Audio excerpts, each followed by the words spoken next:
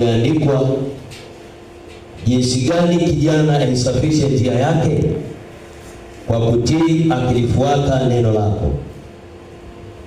Jinsi gani kijana aisafishe njia yake? Kwa kutii akilifuata neno lako. Tuombe.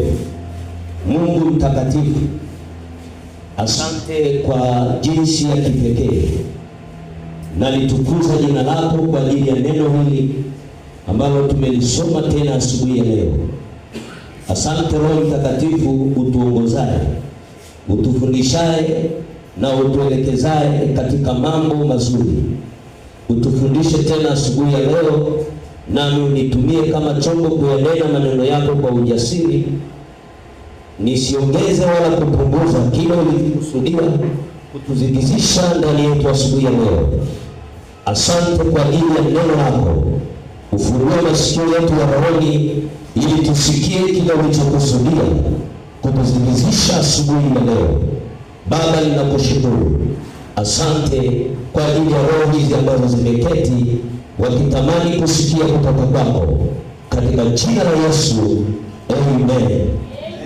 Bwana Yesu asifiwe. Kichwa cha somo naweza kuandika utii katika wokovu au utii katika maisha ya wokovu. Utii katika wokovu au utii katika maisha ya wokovu.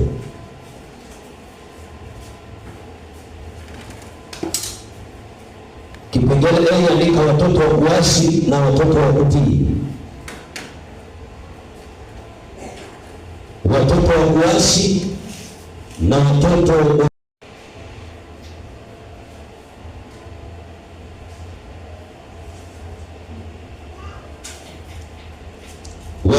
kuasi na watoto wa kutii. Ndugu zangu, kabla tujaokoka, sisi sote tulioko hapa tulikuwa wenye dhambi au watu wafanyao uasi. Maana Biblia imeandika kwenye waraka wa kwanza wa Yohana 3:4, dhambi ni uasi. Bwana Yesu asifiwe. Watu wafanyao uasi au watu wa mataifa kama Biblia ilivyosema, yaani watu ambao hawajaokoka. Bwana Yesu asifiwe sana. Wanaitwa wana wa kuasi au wana wa uasi. Haleluya, haleluya. Tunasoma pia kwenye kitabu kile cha Waefeso, ile sura ya 2 aya ya 1 na ya 3. Aliyepata hapo mwasoni, Waefeso sura ya 2 aya ya 1 hadi ya 3.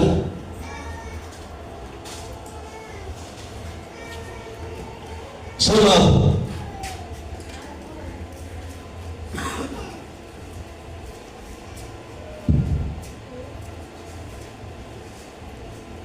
Soma ili usije ukajisahau.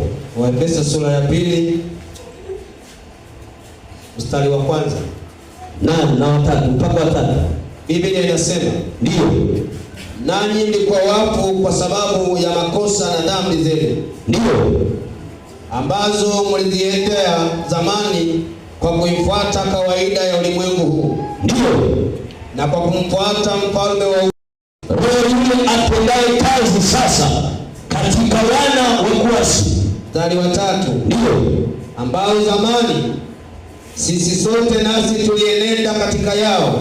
Zamani hizo kabla tujaokoka, sisi sote tulienda kama waendavyo watu wa mataifa, katika tamaa za miili yetu, katika tamaa za miili yetu, tulipoyatimiza mapenzi ya mwili, na ya nia, tukawa kwa tabia zetu watoto wa hasira, kama na hao wengine. Bwana Yesu asifiwe. Bwana apewe sifa. Baada ya kuokoka au baada ya kuokolewa, katika kundi la wana wa kuasi au wana wa uasi, tukatolewa tukaingizwa katika wana wa kutii. Yesu asifiwe. Bwana Yesu apewe sifa. Waefeso sura ya 5 mstari wa 6. Tukatolewa kwenye kundi la wana wa kuasi au wana wa uasi, tukaingizwa katika wana wa kutii.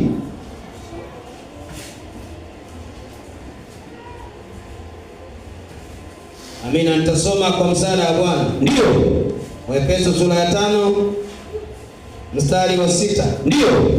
Biblia inasema, mtu asiwadanganye kwa maneno yasiyo na maana. Kwa sababu sio ya maana. Mtarudia. Ndio. Kwa sababu ya hayo hasira ya Mungu imeisha. Mstari wa 6 umeisha. Bwana Yesu apewe sifa. Hasira ya Mungu itawaka juu ya wana wa nini? Wana wa uasi. Bwana Yesu apewe sifa. Bwana Yesu apewe sifa. Ukisoma kwenye kitabu kile cha waraka wa kwanza wa Mtume Petro sura ya 1 mstari wa 14, nisomea.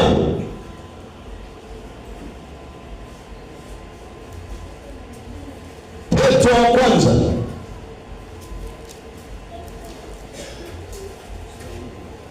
sura ya 1 mstari wa 14.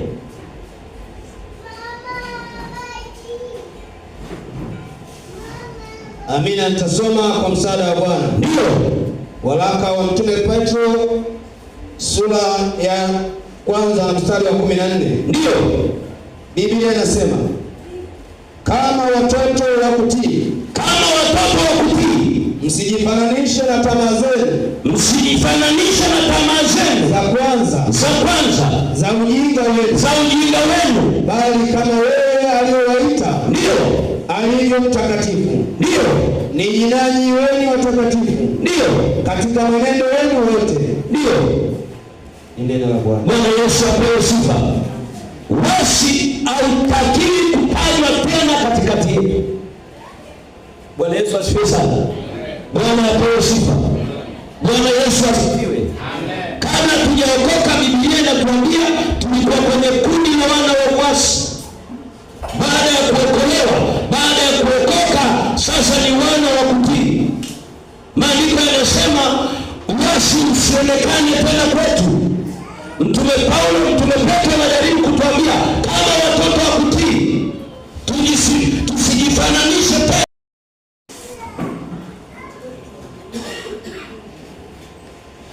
Tusijifananishe tena na wana wa uasi. Sisi tuliookolewa sio tena watu wa mataifa. Sisi ni wana wa Mungu, watoto wa kutii. Amen, watu wa Mungu. Amen. Watoto wa kutii.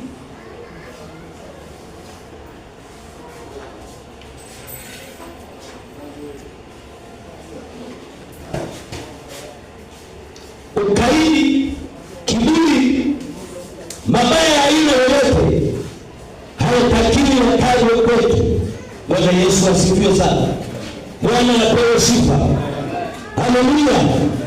Hebu andika, utii wa 99% ni sawa na uasi. Utii wa 99% ni sawa na uasi.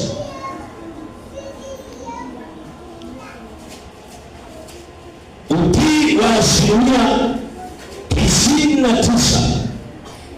ni sawa na uasi.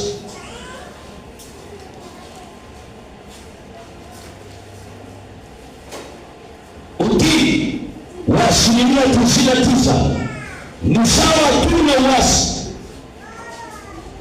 Kwenye kitabu kile cha Samueli, ile sura ya 15, ukianza kusoma mstari wa 1 hadi wa 26, tunaona kisa kimoja hapa cha mfalme Sauli.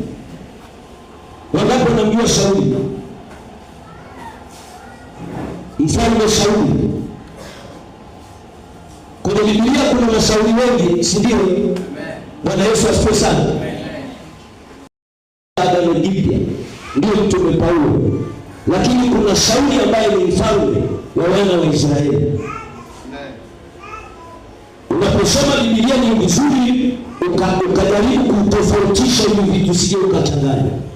Ukisoma kwenye kitabu cha Samueli wa kwanza sura ya 15 mstari wa kwanza hadi wa 26 tunapata kuna kisa kimoja hapa cha mfalme huyu Sauli.